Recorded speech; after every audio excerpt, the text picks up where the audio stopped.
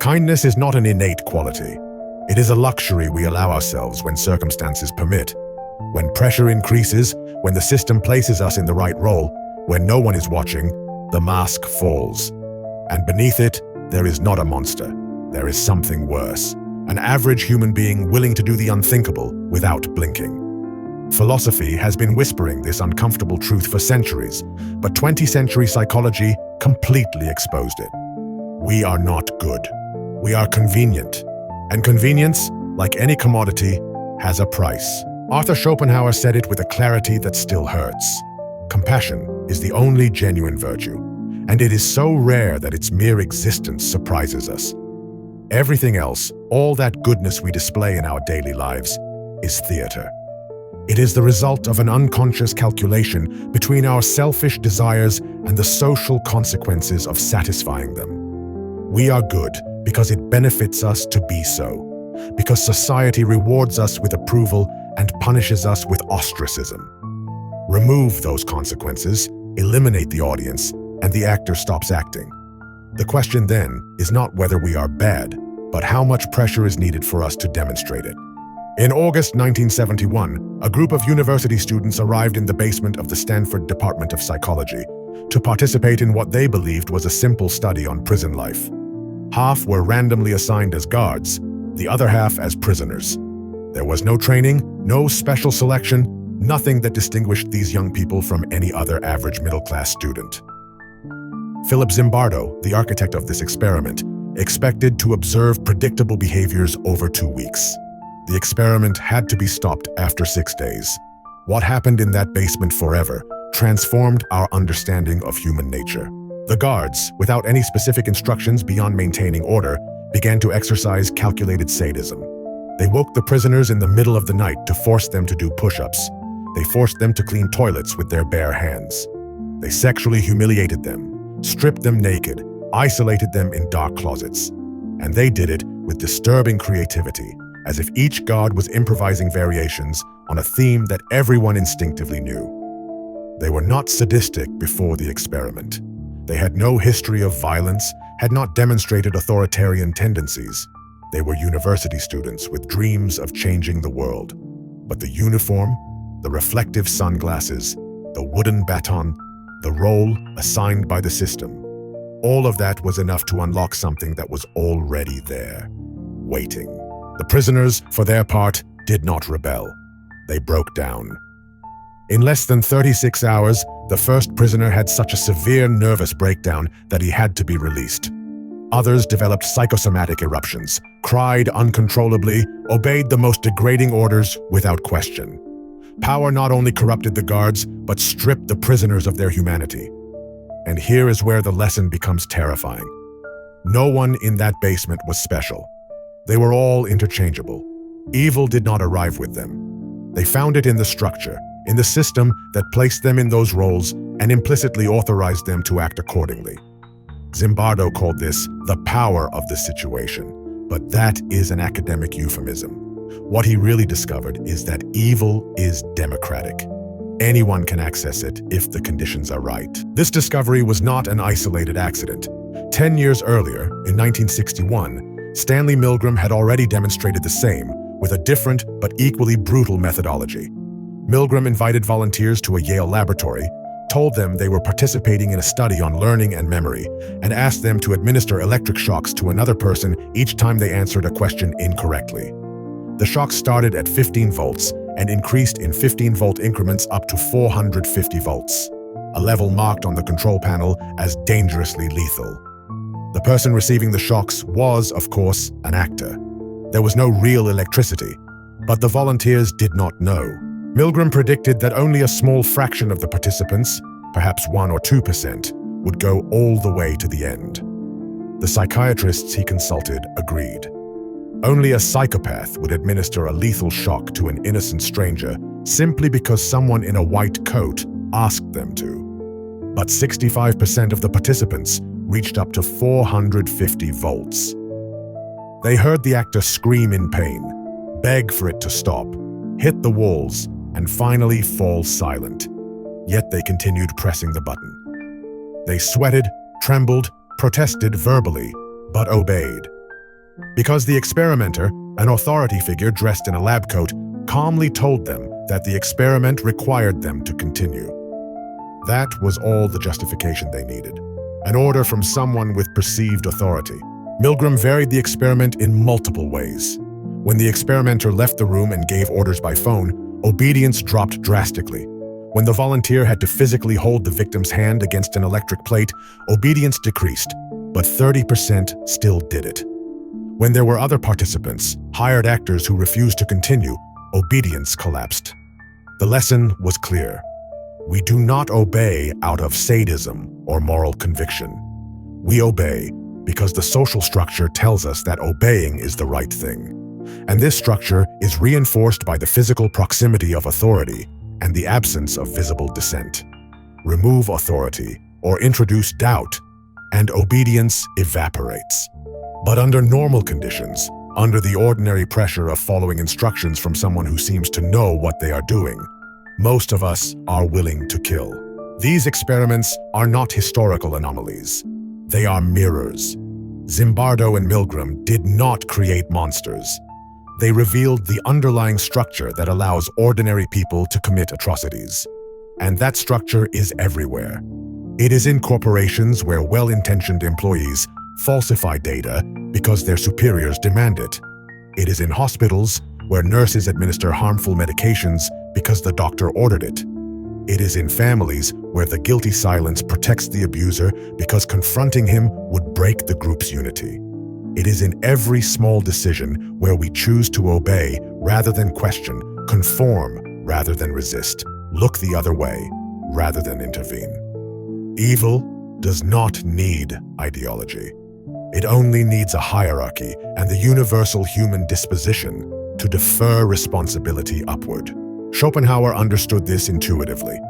For him, the world was a blind will, an unconscious and insatiable impulse that manifests in every organism as the desire to survive and dominate. Human beings are no exceptions to this rule. We are sophisticated animals with the ability to rationalize our impulses, but the impulses remain intact. Our morality, our laws, our social norms, all of that is a thin veneer over the selfish will that drives us. And when that layer cracks, when the varnish peels under pressure, what emerges is not a perversion of our nature, but our naked nature. We are wolves who learn to walk upright and to use pretty words to justify our bites. Cynical philosophy never had illusions about this. The Greek cynics looked at society and saw a theater of hypocrisy. Diogenes lived in a barrel and masturbated in public not out of madness, but out of radical honesty.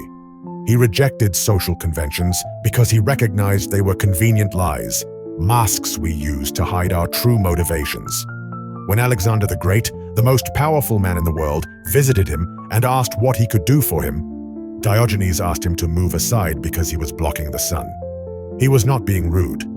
He was demonstrating that all of Alexander's power, glory, and conquests were irrelevant compared to a simple and direct need: sunlight. Cynicism is not pessimism. It is clarity. It is the will to see human beings as they are, not as they pretend to be. And when we look at human beings as they are, what we see is uncomfortable. We see that our moral decisions are less influenced by abstract principles and more by situational factors that we rarely recognize. We see that our identity is not a solid, unchangeable core, but a set of roles we adopt depending on the context. At home, we are one person. At work, another. Online, yet another. And each of these roles comes with its own set of permissible behaviors. The executive who would not lie to his wife has no hesitation in deceiving his investors. The father who teaches empathy to his children participates in the casual cruelty of social networks. We are not hypocrites because we are especially dishonest. We are hypocrites because hypocrisy is human nature by default. We change masks so often that we forget there is a face underneath. This moral fluidity manifests in subtle ways in everyday life. Let's consider the phenomenon of the bystander effect, another gem of social psychology that reveals our true nature. In 1964, Kitty Genovese was stabbed to death on a street in New York while 38 neighbors heard her screams. None intervened. None called the police until it was too late.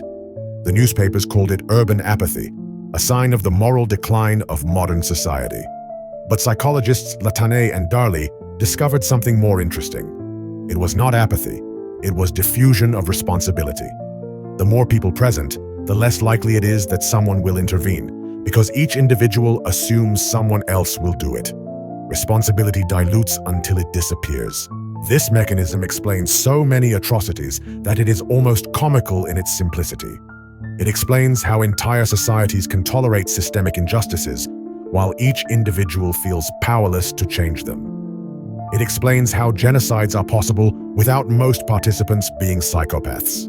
It explains how we can witness the suffering of others, feel bad about it, and still do nothing. Because doing something would require accepting personal responsibility, and personal responsibility is terrifying. It is easier to be just another in the crowd, one more of those who did nothing, because at least in that we are not alone. Complicity has the virtue of being democratic. We are all equally guilty, which means that no one is truly guilty. Hannah Arendt, upon observing the trial of Adolf Eichmann in Jerusalem, reached a similar conclusion. Eichmann was not a monster. He was a bureaucrat, a mediocre man who followed orders, filled out forms, optimized logistics. His defense, that he was merely fulfilling his duty, that he was only obeying the law, was not a cynical lie. It was his sincere truth. Arendt called this the banality of evil. Evil does not require grand motivations or elaborate ideologies. It can be carried out by perfectly ordinary people doing their perfectly ordinary work within a system that has normalized the monstrous. Eichmann did not hate the Jews with a fiery passion. He simply did not think too much about them. They were numbers in a report, logistical problems to solve. And that bureaucratic indifference allowed the Holocaust as much as any Nazi fanaticism. Arendt's lesson is perhaps the most disturbing of all. We do not need to be evil to participate in evil. We only need to be ordinary. We only need to follow the rules, do our job, not ask too many questions. The system does the rest. And we all live in systems. We work in corporations that prioritize profits over people. We vote for governments that wage wars in our name. We buy products made by slave labor in countries we cannot locate on a map. And we do all this without feeling like monsters, because we have externalized responsibility. It's not my fault. It's the system. I just work here. I just follow orders. I just do my part. And so, little by little, we all contribute to an evil that none of us would recognize as our own. Nietzsche took this argument even further. For him, the problem was not that humans were capable of evil. The problem was that we had constructed a morality that denied this capacity, repressing it instead of channeling it. Christian morality, with its emphasis on humility, compassion, and altruism, was, for Nietzsche, a morality of slaves. It was the resentment of the weak encoded as virtue, the strong, the vital, those who affirm life with all its cruelty and beauty, were demonized. And thus, Western society was built on a fundamental lie, that denying our instincts of power, competence, and domination made us better people. But these instincts do not disappear. They twist, deform, and emerge in pathological forms. The sadism of the god at Stanford, the lethal obedience in Milgram, Eichmann's bureaucratic indifference, all of that is the will to power repressed and distorted until it becomes monstrous. Nietzsche did not advocate for sadism or gratuitous cruelty. He advocated for honesty, for recognizing that power is part of the human condition, that competition is inevitable, that hierarchy is natural, and that denying these realities does not eliminate them, only makes them more dangerous. Because when we repress our will to power under layers of conventional morality, we do not destroy it. We displace it. It becomes the passive-aggressive cruelty of those who consider themselves morally superior. It becomes the veiled sadism of the altruist who helps to feel necessary. It becomes the systemic violence of societies that proclaim themselves civilized while maintaining brutal hierarchies. Repression does not produce holiness. It produces collective neurosis. And perhaps that is the true horror. Not that we are capable of evil, but that we put so much effort into denying it. We build elaborate narratives about our essential goodness. We tell ourselves that experiments like Stanford and Milgram are anomalies, that we would be different, that we would never fall into those traps. But the evidence suggests otherwise.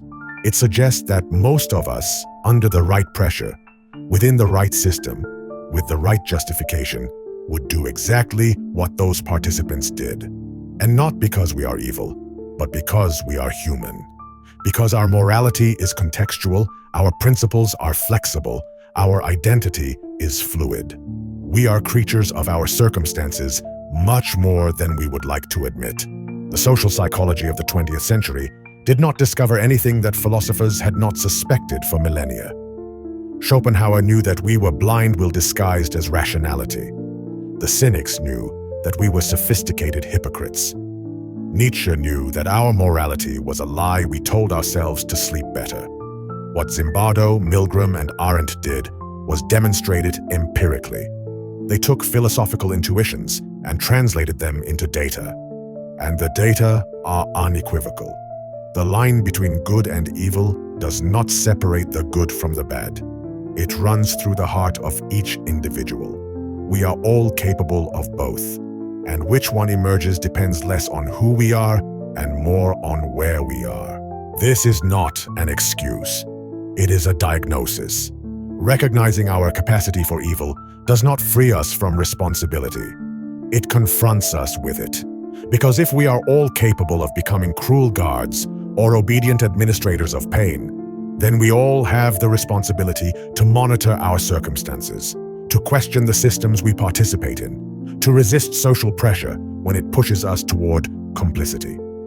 We cannot control our nature, but we can control the structures that amplify or mitigate our worst tendencies. We can reject the diffusion of responsibility and accept that our individual actions matter, even when we feel they do not. We can refuse to obey unjust orders, even when disobedience has consequences. We can break the silence, even when everyone else remains silent. But this requires something that most of us do not possess: moral courage. And moral courage is rare because it is costly. The Stanford guard who refused to be cruel would risk the ostracism of his peers. The Milgram participant who challenged the experimenter would have to endure the social discomfort of disobedience. The citizen who confronts systemic injustice risks his job, his reputation, his safety. Moral courage means being willing to pay those costs. And most of us, honestly evaluated, are not. We prefer the comfort of complicity. We prefer to say we didn't know, that we were just following orders, that it wasn't our problem. We prefer the comforting lie that we are good to the uncomfortable truth that we are conveniently cowardly. And this is where cynical philosophy shows its true value. It offers no comfort. It promises no redemption. It suggests that recognizing our dark nature will not make us better. It simply insists that we look without blinking, that we put aside comforting illusions and see humanity as it is, capable of extraordinary beauty and extraordinary cruelty, often at the same time, often by the same people. This clarity is not nihilism. It is the first step towards something resembling wisdom. Because only when we accept our capacity for evil can we begin to take seriously the task of avoiding it. Only when we acknowledge that we are not inherently good can we build systems that prevent us from being bad. The Stanford and Milgram experiments have a final lesson that is often overlooked. Not all participants obeyed. Not all guards were cruel. 1/3 of Milgram's participants refused to continue before reaching the lethal level. Some guards at Stanford treated the prisoners with decency. They were a minority, yes, but they existed. And their existence suggests something important. The situation does not completely determine our behavior. It exerts powerful influence, creates almost irresistible pressures, but does not entirely eliminate our capacity for choice. Even in the worst circumstances, even under the most intense pressure, some individuals find the strength to resist. Not many, but some. What distinguished these individuals? Zimbardo and Milgram looked for patterns. Were they more religious, more educated, more empathetic? The results were disappointingly ambiguous. There was no clear profile of the resistor. Some factors helped, such as education and critical thinking, prior exposure to dissenting situations, a strong moral identity independent of social approval, but none were decisive. What became clear is that resistance was not an innate trait. It was a skill that could be cultivated. And the best way to cultivate it was to practice it in low-risk situations, so that when the critical moment arrived, resistance would become a habit rather than a heroic decision. This has practical implications. It means that every time we question an unjust order at work, every time we refuse to participate in cruel gossip, every time we intervene when we see something wrong, we are building the moral muscle that we might need in a more serious situation. Resistance is like any other skill. It improves with practice, and most of us never practice it. We go through life choosing comfort over courage in 1,000 small decisions, and then wonder why we feel powerless when faced with greater injustices. The cruel guard at Stanford did not wake up one day deciding to be sadistic. He got there through 1,000 small decisions to go along with the flow, not to make waves, to prioritize his comfort over his conscience. Schopenhauer would say that all this is inevitable, that we are blind, will dragged by forces we do not control. And there is truth in that, but there is a difference between being unconsciously dragged and being dragged with open eyes. Philosophy cannot change our nature, but it can give us awareness of it. And that awareness, no matter how limited, is the only thing standing between ordinary humanity and ordinary atrocity. It is not much, but it is all we have. The dark side is not an aberration. It is the default setting. Kindness, compassion, moral resistance, these are the exceptions that require constant effort. And that effort is exhausting. That is why we fail so often. That is why Stanford and Milgram's experiments are informally replicated every day in offices, schools, families, and governments around the world. That is why historical atrocities are never just things of the past. The same mechanisms that enabled the Holocaust, that allowed slavery, that permitted every genocide and ethnic cleansing, are alive and functioning right now. They are only waiting for the right conditions to activate again. And when they do, most of us will not be the heroes of our imagination. We will be the guards, the obedient, the silent spectators. Because that is what evidence, both philosophical and empirical, tells us we are. So, are we all bad? The question is poorly formulated. We are not all bad, nor all good. We are all capable, and that capacity makes no distinction. It is democratically distributed throughout the species. The CEO and the unemployed, the saint and the criminal, the educated and the ignorant, all carry the same potential for cruelty and compassion. What varies is not the potential, but the circumstances that activate it, and the decisions we make when it is activated.